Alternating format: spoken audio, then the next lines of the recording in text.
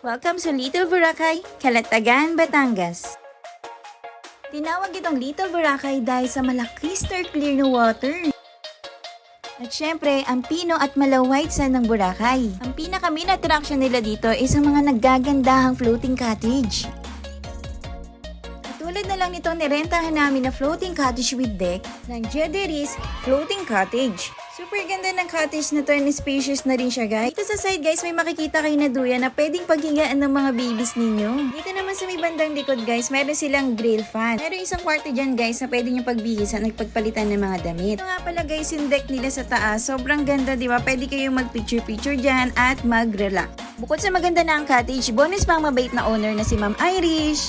Marami silang mga water activities dito like banana boat, dragon boat, UFA boat, at marami pang iba. Alam niyo ba, guys, kapag nagrenta kayo dito sa Jederis Cottage, libre na yung kanilang kayak. Pag nirentahan mo kasi ito, guys, aabot to ng mga 800 to 1,000, unlimited use naman. Pero dahil mabait yung owner, free na yung ating kayak at itong napakaganda na mermaid tail na talaga mag-enjoy yung mga bata and also yung mga adult. Tara, guys, samahan nyo kami dito sa Little Boracay, Calatagan, Batangas.